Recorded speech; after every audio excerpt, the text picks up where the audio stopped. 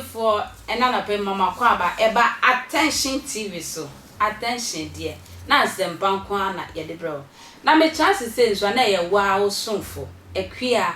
entwiwa ba ko pe ahofebia ye kan wo fefo a me dim hudi say ekwia ntwa so de me hye wo papa me ho afa yie na me nwene me yie osonfo ekwia ntwa na me de sa esomu e de bro na me ka say dwuma ku esom ase a me de sa dwuma de bro ye oba tampa travel agency for na esom ase a me de sa dwuma de e bro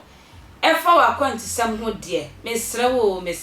fro oba tampa travel agency for me srewo de a me ye nyina omo na ma no e wo scream na ni me srewo fa na from amono ne na ma ene Ghana omo obubu ahye o from a obenya information ni nyina e fa wa kwant sam wo pese wo ba ko sua ade o pese wo ko tena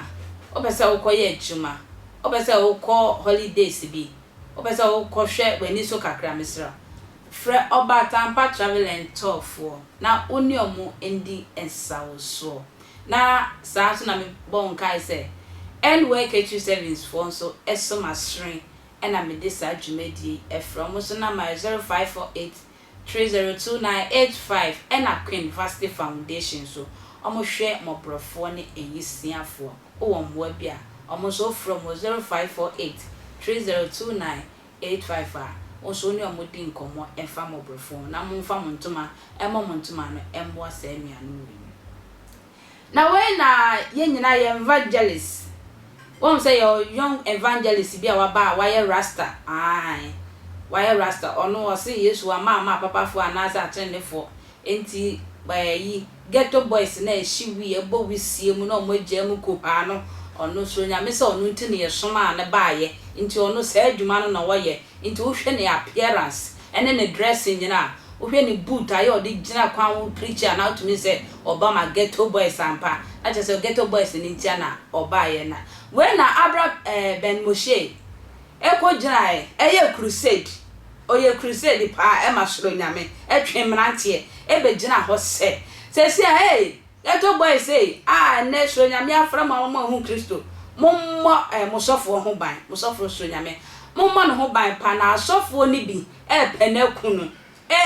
asofo ni bi e penakunu abraba mo she say ukwa asori ono nka nche se wa sori ni jai ko na emo hwe na asofo bi ankwadwu nsam sika so de koyese ya na de koyese mesro ani de mfanko na so na akọ de kwa na ko na chese crusade no ano aye din ye papa meso ye nko ni nko tie papa nsema ode tudwa ewo ena obi to be kwa sorry obi do fie no sai pika wa sabo on the next week nyame so me yes ana ti o eye mu ena mama asofo na pop epeki mo for granted mama asori awo ko den jai ko nemu ma wajele ya da osofo ka kira wo se owo oya na wo pa yankopon be shawa oye every ote another 3 days asembra reverend before eye video say baby aso nyame ko ono wa ya da ya tabi wankale sa mene kasa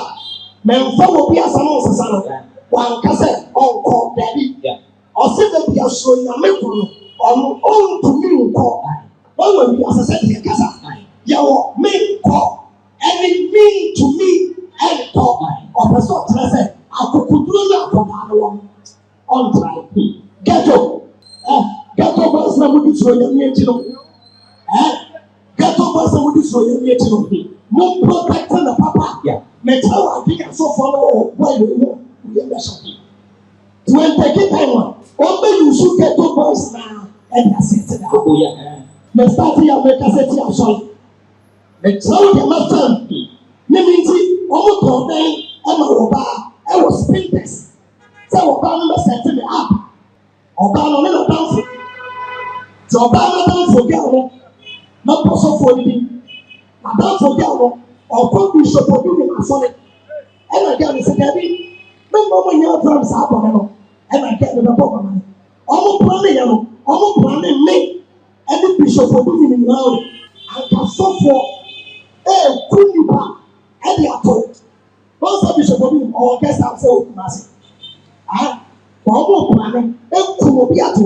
no mo aye say obi ni e dey go say many bishop will do and am friend no born na me and you see a seminar. I saw for me, you would be for me when I come to our bed.